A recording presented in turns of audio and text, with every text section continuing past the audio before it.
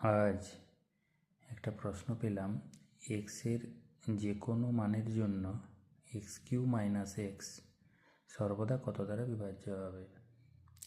এটা করার জন্য প্রথমে কি করতে হবে, এই যে এক্স কিউ মাইনাস এক্স যে সংখ্যাটা লেখা আছে, এই এক্স কিউ মাইনাস এক্স এটাকে কি করব, ফ্যাক্টর করব। ফ্যাক্টর বলতে গেলে এখান থেকে এক্স কমন নিলে পড়ে থাকবে এক্স স্কোয়ার মাইনাস ওয়ান।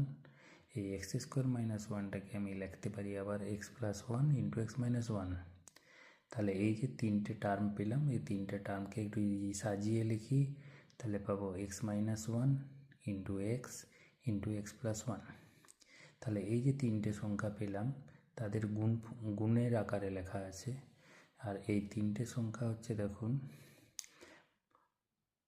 তিনটে ক্রমিক সংখ্যা, মানে পরপর তিনটে সংখ্যা, যেমন 5, 6, 7, 8, 9, 10, 20, 21, 22, এরকম তিনটে সংখ্যা। তাহলে এই তিনটে সংখ্যার মধ্যে একটা অবশ্যই জোড় সংখ্যা থাকবে। তাহলে জোড় সংখ্যা আমরা জানি যে 2 দ্বারা বিভাজ্য।